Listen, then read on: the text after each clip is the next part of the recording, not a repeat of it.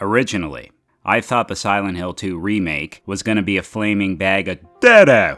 The censorship, hearing that they toned down horror elements, the redesigns of certain characters, and fans of the original were rightfully unhappy about those particular changes. I get where they're coming from, and I agree with them wholeheartedly. Why are you censoring an M for Mature title? That would be like using a giant blur to cover up the destruction Godzilla causes throughout the entire film. Absolutely ridiculous. In actuality, despite these gripes, this game exceeded my expectations. In this case, I am happy to admit that I was wrong. It's actually much better than I initially thought it would be. Despite that, the game still has its fair share of flaws. Anyways, without further delay, here's my most definitely late review of Silent Hill 2. James Sunderland gets a letter from his wife Mary. In the letter, she spoke about wanting to reunite with him in a quaint little town called Silent Hill. Here's the problem. She's been dead for 3 years. James does what every character in a horror movie or game shouldn't do, and takes it upon himself to uncover the truth behind the letter's origin by visiting the location with a name that is anything but welcoming. What makes Silent Hill a more unique experience from typical horror games is it leans much more heavily into psychological themes, without relying on a bunch of gore to scare the player. Whereas most games in the genre focus on the physical aspect of horror, gore of plenty included. The main narrative of Silent Hill 2 is a mental roller coaster with thought-provoking themes that keeps first-time players guessing what in the fuck is actually going on throughout the game's entire runtime. Pain and suffering are a part of the human experience. This includes depression, grieving, and psychosis. Silent Hill embodies those emotions or mental stability to a great effect. One thing I was more mixed on are the characters. Some of them weren't particularly memorable, like Angela or Maria, who sound as if their dopey asses got a lobotomy. Some people will say, "But Jesse, they're depressed." True. However, even when someone is depressed, they display a little bit more emotion than this. This town, there's something wrong with it. And it's not just the fog either. What I will say though is Angela's storyline was pretty interesting, even if her performance was lackluster. Fortunately, the voice actors for James, Eddie, and Laura are not included in the lobotomized sounding category. Their more lively vocal performances provide additional intrigue as they come off as more convincing real people. Especially Luke Roberts, who voices James. As someone who lost a loved one to a horrible disease himself, I thought his performance as a man who has been mentally drained and broken by the loss of someone he deeply cherished was spot on. Much like Hugh Laurie, Luke has a more convincing American accent than actual Americans do. I swear, damn English are some of the most talented people on the planet. Angela, I don't know who you think I am, but I don't want to hurt you. I just want to get my Mary back. What I respect about James is he is an average dude who was dropped into a very shitty situation, much like Isaac Clarke. Except, I would say he is a more flawed character than Isaac is. Flawed protagonists are way more interesting than goody two-shoe main characters who have no flaws, because, realistically, everyone has flaws. The lengths James goes to uncover the truth about Maria is admirable, although still very stupid. Whether it's fighting monsters or going elbow deep in a toilet bowl filled with a collective pile of stranger shit to retrieve a clock hand. The fact that James, or supporting characters who made physical contact with him, go the entire game without getting pink eye is an enigma in itself. Once you uncover the truth behind what happened between James and Mary, you're all like, oh shit. While you may view James under a different light, you also come to understand why the events that occurred between them transpired the way they did. I hope I pronounced that word correctly. Whether or not James overcomes his demons depends on the player's actions. I got the Leave ending, and yeah, it definitely felt like a proper ending to the story as it struck a good balance between happy and sad. In other words, bittersweet. The game is twice as long as the original. They expanded it with new areas and puzzles. This sadly doesn't stop the story from feeling like it drags on for a little too long. With Resident Evil 4, a longer campaign works because it's more action-oriented and constantly makes the game feel engaging by introducing new weapons, enemies, and locations often, with minimal backtracking in between. Silent Hill 2 doesn't do that. Now, it's okay that this game focuses less on action, but if a game has a slower paced, less combat-oriented experience, and a greater focus on puzzles, while it keeps you confined in one area for much longer periods of time, increased length for such a game is not ideal. It makes it feel padded out. The first thing that stood out to me about Silent Hill 2 is the impeccable sound design. The soundtrack is a flawless representation of Silent Hill, a creepy, mysterious, and strangely beautiful place.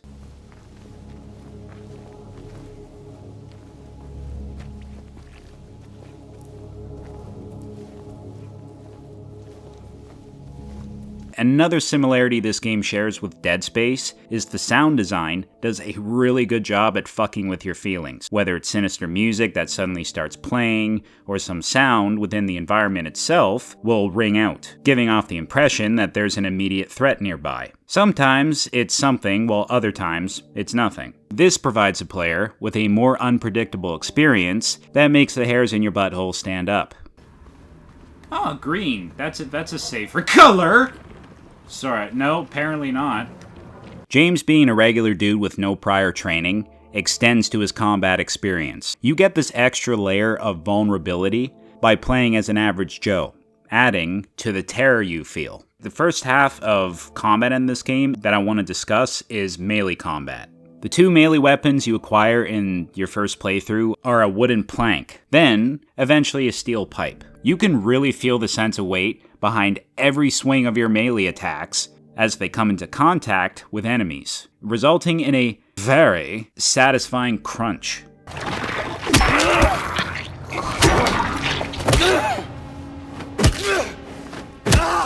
Enemies can, however, dodge some of your attacks by either swerving or pushing you out of the way. Thankfully, James can also dodge. Enemies at the start are easy to overcome as their movesets are predictable. As you progress through the plot, you're introduced to new enemies who are quicker on their feet and have more unpredictable attack patterns. While I think the melee combat is good, it feels underdeveloped. It reminds me of Days Gone in that sense. I think it would have been cooler if the dodge mechanic allowed you to sway left or right, depending on what side the enemy is attacking from, and gave you the ability to block certain attacks with your melee weapon. Enemies should also have unblockable moves, otherwise players would just cheese the shit out of the combat encounters. While you do get your hands on a couple of guns throughout the game, it never becomes Resident Evil 4, where you have this massive arsenal of guns and are suddenly mowing down hordes of enemies in a stank-ass shit cabin with your new BFF and university student who wants to have your babies.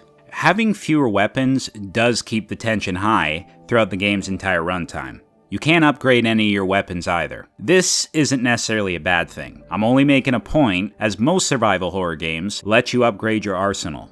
My complaints about movement, including combat, especially where gunplay is concerned, is that while I did enjoy it, it feels a bit clunky. What I like about more powerful weapons like the shotgun and hunting rifle is you can't simply obtain them from a merchant. You get them by completing a series of puzzles. Once you acquire these weapons, it feels well earned. Both weapons have a nice kick when firing them and give you a massive edge in combat, especially while you're fighting several enemies at once or facing full-on bosses. On normal mode, combat isn't hard as James is a tank and there are plenty of healing items scattered throughout the environments. I only died once in my entire playthrough and it was entirely my fault. There was talk about them toning down the horror within the game, as the developer's blooper team stated as such. Fortunately, this isn't actually the case, as there were plenty of genuinely scary-ass moments that caused my anus to retreat into my chest. Oh my god, there's fucking two of them!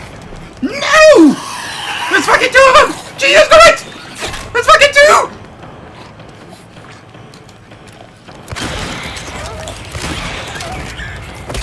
This is largely thanks to the way enemies are designed. They are twisted mental representations of characters' darkest desires that have manifested into physical, real beings. This extends to the bosses, who are especially grotesque. The most interesting one, of course, being Pyramid Head, who genuinely feels like an unstoppable force of nature. No!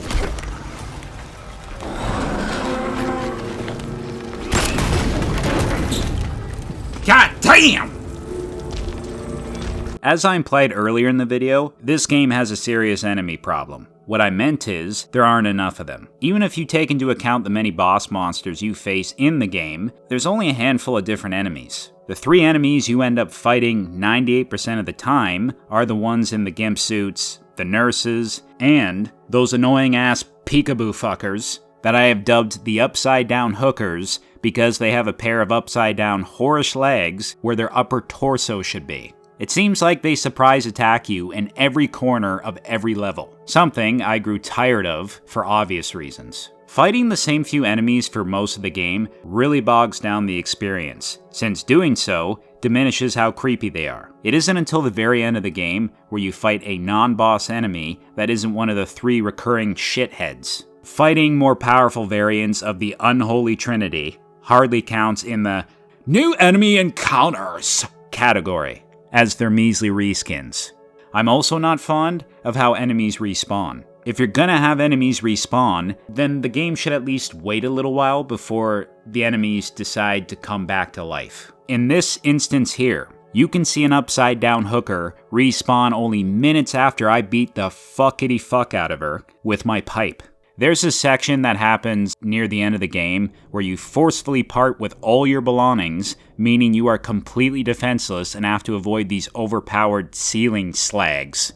You can't even keep your flashlight. Excuse me? I do get why some people might like this segment. For me, I just found it to be a giant pain in the tit. To the best of my knowledge, the remake has as many enemy types as the original. What's really odd is the original Silent Hill has more enemy types than the sequel does. I mean, you would think it would be the other way around. Seeing how the remake is twice as long, it would have been the perfect opportunity to introduce some new enemy types. Regarding the boss fight quality itself, I thought they were pretty decent. Every single boss does have multiple phases, which I did like. What I didn't like is how limited their movesets are. I'm not saying the boss fight should have gone absolutely apeshit and turned into some bullet hell fight where the boss starts shooting out a bunch of missiles. All I'm saying is a few more attacks wouldn't have hurt. Another impeccable aspect of the game is the environmental design. Revolting for all the right reasons. What I enjoy most about Silent Hill is, unlike most environments in other horror games, the town feels like a sentient being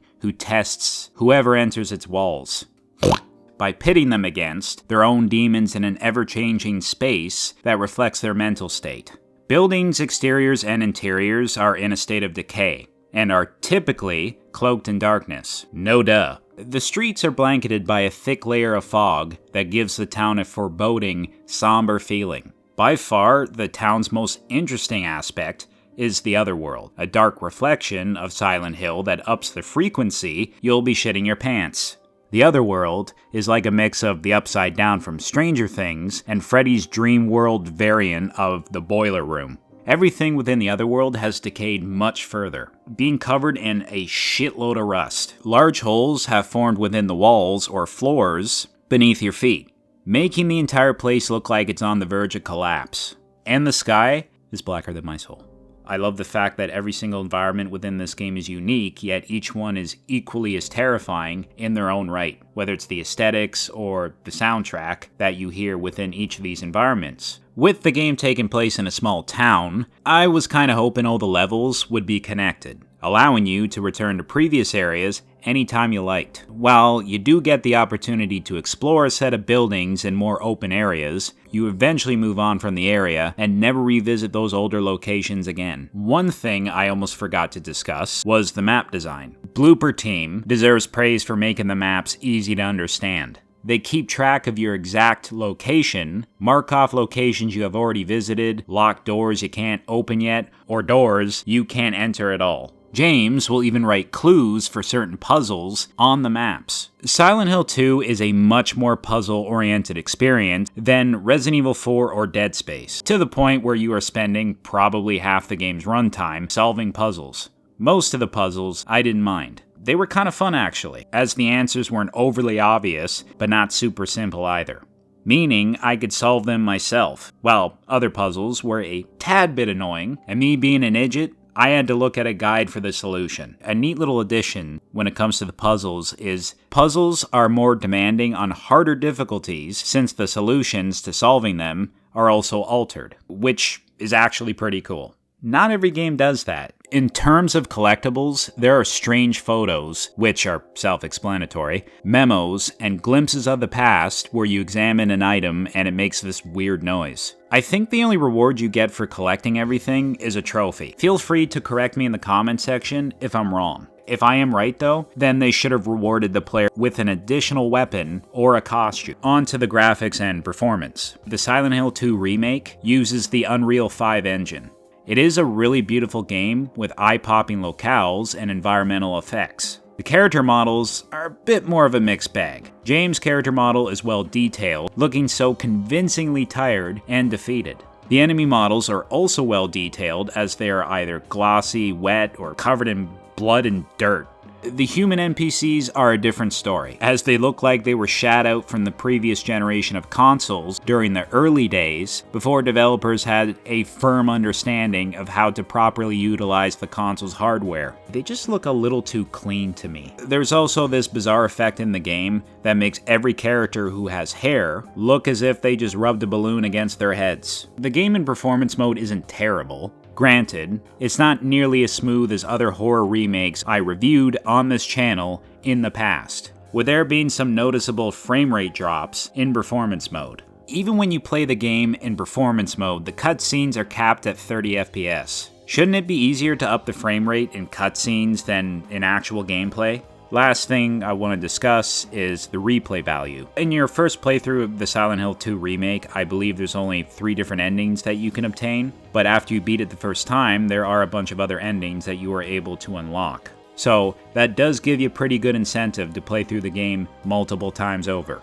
just so you can see all the different endings and just want James to suffer as much as humanly possible, you sick fucks. This game does have a New Game Plus, however, it's kinda dumb, as you can't keep your weapons or resources you acquired from your first playthrough. This defeats the purpose of New Game Plus. There is a silver lining to the not-so-stellar New Game Plus. You can find a chainsaw in your second run, along with a couple new documents. Overall, decent but not great replay value. My final score for this game is an 8 out of 10. It's not on the same level as many other remakes I've played, but it's a solid attempt for what is presumably the first of many Silent Hill remakes. If the developers of the game, Blooper Team, are behind any potential other Silent Hill remakes, then there's definitely an opportunity to improve upon what needed fixing in the Silent Hill 2 remake. If you guys do make a Silent Hill 1 remake, I would like to make a suggestion. One of the death animations could have a nurse sit on the main character's face and suffocate them. I can assure you, if you put that in the game, the sales would not be the only thing that skyrocket.